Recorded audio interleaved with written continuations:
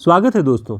आज की इस वीडियो में हम हिंदी साहित्य के कुछ महत्वपूर्ण प्रश्नों को हल करेंगे जो परीक्षाओं की दृष्टि से उपयोगी हो सकती है। तो सबसे पहला जो हमारा प्रश्न है वह है श्रृंगार रस मंडन किसकी रचना है।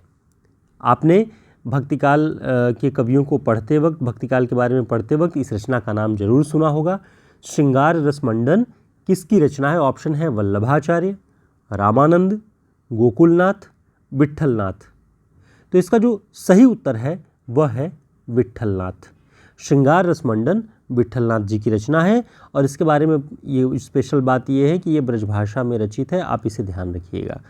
ठीक, अगला प्रश्न है आचार्य रामचंद्र शुक्ल ने 84 वैष्णवों की वार्ता और 252 वैष्णवों की वार्ता को किस प्रकार का ग्रंथ माना है? दो ग्रंथ हैं, 84 वैष्णवों की वार्ता और 252 वैष्णवों की वार्ता। किस प्रकार का ग्रंथ है? ऑप्शन है भक्ति सिद्धांत संबंधी ग्रंथ, प्रेम तत्व से युक्त ग्रंथ, सांप्रदायिक ग्रंथ, रीति ग्रंथ। तो इसका जो सही उत्तर है वह है सांप्रदायिक ग्रंथ। शुक्ल जी लिखते हैं कि 84 वैष्णवों की वार्ता और 252 वैष्णवों की वार्ता ये दोनों पुस्तकें सांप्रदायिक ग्रंथ हैं। अब सांप्रदायिक इस अर्थ में नहीं जिस तरह से आजकल आप सांप्रदायिक शब्द सुनते हैं तो आपको लगता है ये संप्रदाय विशेष के लिए है। मत विशेष का जो अपनी जो सिद्धांत संबंधी जो पुस्तकें होती थी उनके बारे में कहा गया कि ये सांप्रदायिक ग्रंथ हैं। तो ये ध्यान रखिएगा, ये इस बहुत महत्वपूर्ण बात है कि इन दोनों ग्रंथों के बारे में सांप्रदायिक ग्रंथ शुक्ल जी ने कहा हुआ है। इसके बारे में और महत्वपूर्ण बात हम देखते हैं कि उपरोक्त दोनों ही ग्रंथ विट्ठलनाथ जी के पुत्र गोसाई गोकुलनाथ जी द्वारा रचित माने जाते हैं। ठीक, दोनों ही ग्रंथ। शुक्ल जी के कथन इन दोनों ग्रंथों के बारे में क्या है वो देखते हैं कि 84 वैष्णवों की वार्ता में वैष्णव भक्तों और वल्लभाचार्य जी की महिमा की कथाएं हैं। ठीक है, और 252 वैष्णवों की वार्ता लगभग औरंगजेब के समय में लिखी प्रतीत होती है। शुक्ल जी ने लिखा हुआ है। इसमें ब्रजभाषा के साथ साथ अरबी फारसी शब्द भी निसंकोच रखे गए हैं। तो कभी भी ऑप्शन में या प्रश्न में पूछा जाए कि कौन सी रचना औरंगजेब के समय में लिखी हुई प्रतीत होती है तो 252 वैष्णवों की वार्ता ये शुक्ल जी के अनुसार है, ध्यान रखिएगा। और इसमें अरबी फारसी के शब्द निसंकोच रखे गए हैं। इन दोनों ग्रंथों की भाषा व्यवस्थित और चलती हुई है। आमतौर पे शुक्ल जी ने लिखा कि जो ब्रजभाषा गद्य प्रचलन में था उनमें कोई व्यवस्थित रूप नहीं था गद्य का, ब्रजभाषा गद्य का। इसलिए इन ग्रंथों के बारे में शुक्ल जी कहते हैं कि ये व्यवस्थित और चलती हुई भाषा में लिखे गए थे और वल्लभ संप्रदाय में इन दोनों पुस्तकों का अच्छा प्रसार है। ठीक, तो अगर पूछा जाए कि 84 वैष्णवों की वार्ता या 252 वैष्णवों की वार्ता किस संप्रदाय में इसका अच्छा प्रसार है या किस संप्रदाय से इसका संबंध है तो वल्लभ संप्रदाय से इसका अच्छा संबंध है। तो उम्मीद है आपके लिए ये बातें, ये जानकारियाँ काफ़ी उपयोगी होंगी। आपको हमारा वीडियो अगर अच्छा लगता है, हमारे प्रयास अच्छे लगते हैं तो आप हमारे वीडियो को लाइक ज़रूर किया करिए, जिससे पता चलता है कि आप लोग सहमत हैं या नहीं हमारे काम से। चैनल को सब्सक्राइब कर लीजिएगा। और अगर आप नोट्स चाहते हैं हिंदी साहित्य के बेहतर, जो परीक्षाओं की दृष्टि से आप रिवाइज कर सकें जिनमें महत्वपूर्ण प्रश्नों को एक साथ, तो आप हमारे व्हाट्सएप नंबर पर संपर्क करके डिस्क्रिप्शन बॉक्स में मिलेगा आपको, आप ऑर्डर कर सकते हैं बुक को। तीसरा प्रश्न है आचार्य रामचंद्र शुक्ल किसके काव्य का विवेचन करते हुए चकपकाहट शब्द का प्रयोग करते हैं? ये महत्वपूर्ण है, परीक्षा में पूछा गया प्रश्न है। ऑप्शन है जायसी, कबीर, घनानंद, सूरदास। तो इसका जो सही उत्तर है वह है सूरदास। सूरदास जी के भ्रमर गीत प्रसंग पर चर्चा करते वक्त, लिखते वक्त शुक्ल जी ने चकपकाहट शब्द का प्रयोग किया है। अब इसके बारे में और विशेष बात हम देखते हैं जो महत्वपूर्ण है। शुक्ल जी ने सूरदास के भ्रमर गीत के पदों पर लिखते समय उद्धव से संवाद करती गोपियों के संदर्भ में लिखा है, झल्लाहट और चकपकाहट शब्द का प्रयोग किया हुआ है। अब देखते हैं कि उन्होंने लिखा क्या। लिखा कि ज्यों ही उद्धव अपना ज्ञान संदेश सुनाना आरंभ करते हैं त्यों ही गोपियाँ चकपका कर पूछने लगती हैं। तो पदों के माध्यम से शुक्ल जी ने बताया है, लेकिन ये कहा कि जब उद्धव ज्ञान संदेश देते हैं तब गोपियाँ चकपका कर पूछने लगती हैं। प्रेमाभिलाष में बाधक वस्तुओं पर, जो उनके प्रेम की अभिलाष की अभिव्यक्ति में जो बाधक वस्तुएं होती हैं उन पर, उनके बारे में शुक्ल जी ने लिखा कि उनके ऊपर बड़ी सुंदर झल्लाहट स्त्रियों की स्वाभाविक बोली में प्रकट की गई है। तो ये दो शब्द झल्लाहट और चकपकाहट सूरदास जी के भ्रमर गीत प्रसंग में उद्धव और गोपी संवाद के दौरान दिखाई पड़ता है और शुक्ल जी ने इन शब्दों का प्रयोग किया हुआ है। अगला प्रश्न है, रसविहीन उपदेश किस प्रकार असर नहीं करते, यही दिखाने को भ्रमर गीत की रचना हुई। यह कथन किस आलोचक का है?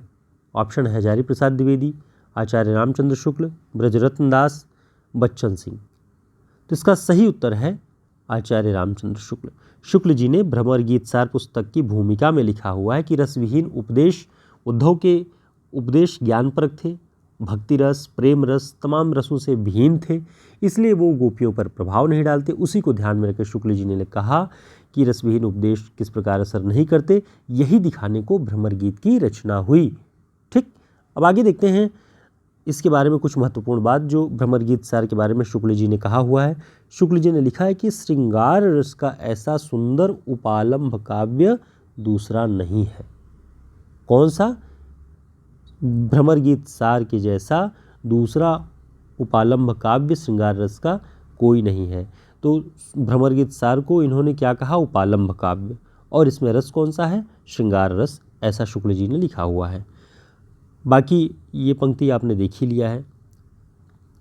अगला प्रश्न है, लोग हैं लागी कवित्त बनावत। बहुत प्रसिद्ध पंक्ति है। लोग हैं लागी कवित्त बनावत, अब मोहि तो मेरे कवित्त बनावत। यह किस कवि की पंक्ति है? ऑप्शन है घनानंद, आलम, बोधा, ठाकुर। तो इसका जो सही उत्तर है वह है घनानंद। घनानंद की पंक्ति है, लोग है लागी कवित्त बनावत, मोहि तो मोरे कवित्त बनावत। अब देखते हैं घनानंद जी के बारे में कुछ महत्वपूर्ण बातें, कुछ महत्वपूर्ण पंक्तियाँ जो आपको याद रखनी चाहिए, काम आएंगी आपके तैयारी की दृष्टि से, आपको समृद्ध करने की दृष्टि से। घनानंद जी की जो रचनाएं हैं वो हैं सुजान सागर, विरह लीला, कोक सागर, रसकेली वल्ली और कृपाकंद। इतनी रचनाओं के नाम आप ध्यान रखिएगा कि ये घनानंद जी की हैं। घनानंद जी की प्रसिद्ध पंक्तियों को भी आप जानिए, क्योंकि पंक्तियाँ भी पूछता है परीक्षाओं में। नेही महाब्रज भाषा प्रवीण और सुंदरता हूँ को भेद को जाने, योग वियोग की रीति में कोविद भावना भेद स्वरूप को ठाने। ये पंक्ति घनानंद जी की है। एक पंक्ति और बहुत प्रसिद्ध है, ए रे वीर पौन तेरो सबे और गौन वारी, तो सो और कौन मने ढर को ही बानी दे। ए रे वीर पवन, हे वीर पवन, इस तरह से जो उच्चारण है संबोधन के माध्यम से घनानंद जी इस पद को लिखते हैं। इसके अलावा और जो प्रसिद्ध है वो है, परकारज देह को धारे फिरो, परजन्य जथारत हैं दरसो। परकारज देह को धारे फिरो, ये देखते ही आपको घनानंद जी को ध्यान रखना है। अद्भुत गति यह प्रेम की, बैनन कही न जाए। इस प्रेम की गति बड़ी अद्भुत है, बैनन वाणी के द्वारा इसे कहा नहीं जा सकता। अतिसूधो स्नेह को मार्ग है, जहाँ नय को सयापन बाँक नहीं, तह सांचे चले तजी आपन पो, झिझके कपटी जो निशाक नहीं। तो लिखते हैं कि अतिसूधो स्नेह को मार्ग, बहुत सधा हुआ स्नेह का मार्ग है, जहाँ नय को जरा भी सयानापन वहाँ पे बर्दाश्त नहीं किया जाता या काम नहीं आता। तह सांचे चले तजी आपन पो, झिझके, वहाँ पर जो अपनापन होता है, जो प्रेम की भावना है, ऐसे लोग वहाँ पर चल सकते हैं। झिझके कपटी जे निशाक नहीं, तो जो निशंक नहीं है, जिनके भीतर शंका है, ऐसे कपटियों के लिए प्रेम का मार्ग नहीं है। वो झिझकते रहते हैं इस मार्ग पर चलने पर, वो आगे नहीं बढ़ पाते। इस तरह की पंक्तियाँ घनानंद जी के यहाँ आपको दिखाई देंगी। तो इन पंक्तियों को हमने इसलिए यहाँ पे उद्धृत किया हुआ है ताकि आप घनानंद जी के बारे में जो भी पंक्तियाँ हैं ये ध्यान रखें और परीक्षाओं में आप इन्हें अच्छे से कर सकें।